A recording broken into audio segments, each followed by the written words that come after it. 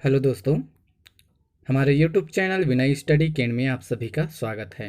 दोस्तों, आज मैं आप सभी के लिए लेकर के आया हूँ हिंदी विषय में एक बहुत ही महत्वपूर्ण खंड रचना जिसको हम कहते हैं हिंदी व्याकरण। यदि आप प्रतियोगिता परीक्षाओं की तैयारी कर रहे हैं तो यह मार्गदर्शन में आपके सहायक सिद्ध होंगे। आज हम जानेंगे हिंदी व्याकरण में संधि के विषय में। समास, कारक, वचन, लिंग, सर्वनाम, संज्ञा, रस, छंद, अलंकार को आप पढ़ते ही हैं। संधि में आज हम पढ़ेंगे संधि विच्छेद, संधि की परिभाषा, संधि के प्रकार और संधि के उदाहरण। तो आइए दोस्तों, आज जानें संधि की परिभाषा और इसके प्रकार। संधि संधि का अर्थ होता है समधंधी और इसका अर्थ है मेल या जोड़। दो निकटवर्ती वर्णों के परस्पर मेल से जो विकार अर्थात परिवर्तन होता है वह संधि कहलाता है। उदाहरण: सम धन तोष अर्थात संतोष, देव धन इंद्र देवेंद्र, भानु धन उदय भानुदय। दोस्तों, आइए हम जानते हैं संधि के प्रकार। संधि तीन प्रकार की होती है: स्वर संधि, व्यंजन संधि, विसर्ग संधि। स्वर संधि के 5 भेद हैं: दीर्घ, गुण, वृद्धि, यण और अयादि स्वर संधि के रूप में।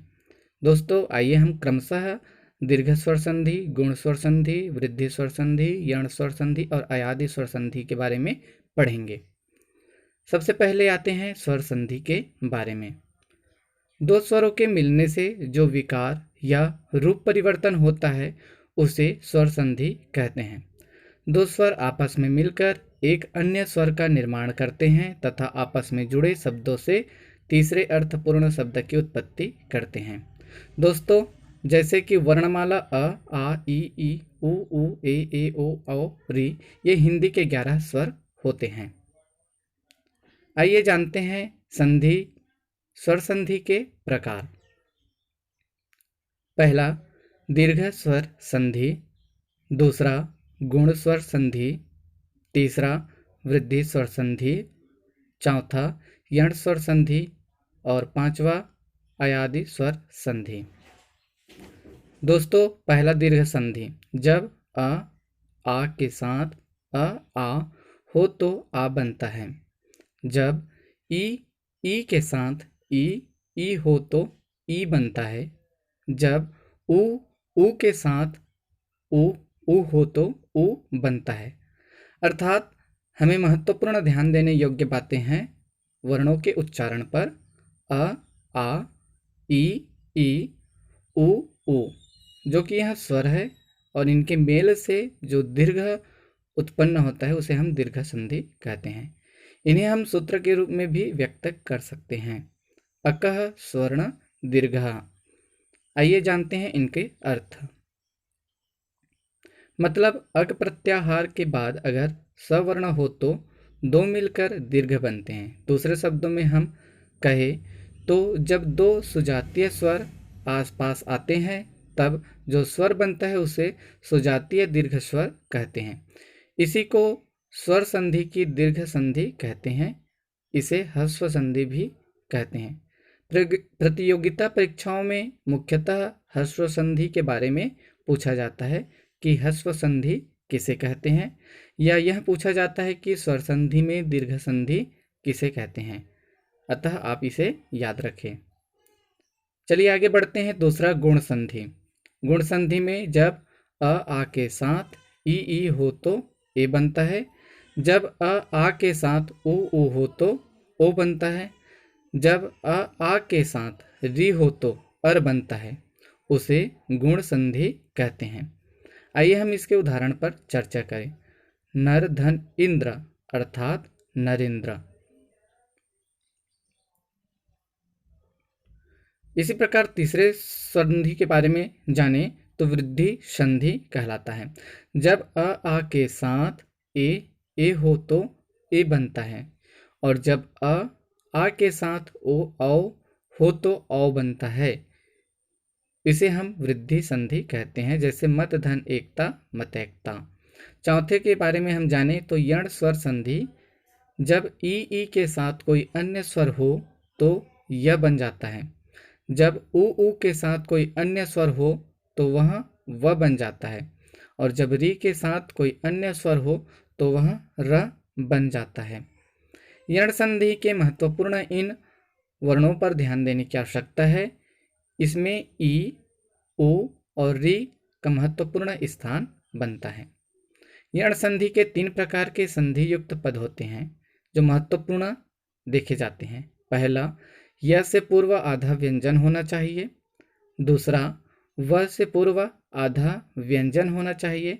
और तीसरा, शब्द में त्र होना आवश्यक है। दोस्तों, यदि हम य से पूर्व आधा व्यंजन, व से पूर्व आधा व्यंजन और शब्द में त्र होना पहचान ले तो हमारा यण स्वर संधि आसानी से सॉल्व हो सकता है, बन सकता है।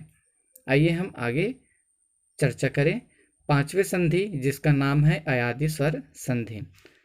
जब ए ओ औ के साथ कोई अन्य स्वर हो तो ए का ऐ में, ए का आय में, ओ का औ में, औ का आओ में परिवर्तन हो जाता है। या व से पहले व्यंजन पर आ की मात्रा हो तो अयादि संधि हो सकती है। लेकिन अगर और कोई विच्छेद न निकलता हो तो धन के बाद आने वाले भाग को वैसा का वैसा लिखना होगा। उसे हम अयादि संधि कहते हैं। अयादि संधि में मुख्यतः आप सभी ए, ओ, औ इन वर्णों पर ध्यान देने की आवश्यकता है। इनसे संबंधित जो भी प्रश्न आते हैं उनको हम आसानी से हल कर सकते हैं। चलिए आगे हम जानते हैं अयादि संधि के उदाहरण। जैसे नेधन अन नयन, नौधन इक नाविक, भोधन अन भवन और पोधन इत्र पवित्र। आपने देखा होगा ने और अन का जो वर्ण है उनके योग से नयन बना। यह अयादि संधि के उदाहरण हैं। आइए हम जानते हैं व्यंजन संधि। व्यंजन से स्वर अथवा व्यंजन के मेल से उत्पन्न विकार को व्यंजन संधि कहा जाता है। हिंदी वर्णमाला में व्यंजन की संख्या 33 बताई गई है। दोस्तों, ये जानते हैं व्यंजन संधि के उदाहरण। जगतधन नाथ मिलकर के बनता है जगन्नाथ, सतधन जन सज्जन, उत्धन हार उद्धार, सतधन धर्म सद्धर्म, आधन छादन अच्छादन। आप देख रहे होंगे त धन न मिलकर के बना न, त धन ज मिलकर के बना ज, त धन ह मिलकर के बना ध, त धन ध मिलकर के बना ध, आ धन छा मिलकर के बना छा।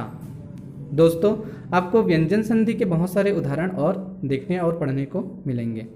आइए हम जानते हैं विसर्ग संधि। विसर्ग के साथ स्वर या व्यंजन के मेल से जो विकार उत्पन्न होता है उसे विसर्ग संधि कहते हैं। हिंदी में विसर्ग वर्ण की संख्या 1 है। आइए जानते हैं इसके उदाहरण। अधः धन गति अधोगति, मनः धन बल मनोबल, निह धन चय निश्चय, दुह धन चरित्र दुश्चरित्र, ज्योति धन चक्र ज्योतिषचक्र, निह धन छल निश्छल। दोस्तों, आज हमने सीखा संधि में स्वर संधि, व्यंजन संधि और विसर्ग संधि के बारे में, जिनमें से दीर्घ, गुण, वृद्धि, यण और अयादि संधि के बारे में चर्चा की है। आगे के वीडियो में बहुत सारे आप इनसे संबंधित महत्वपूर्ण प्रश्न उत्तर पर चर्चा करेंगे। धन्यवाद।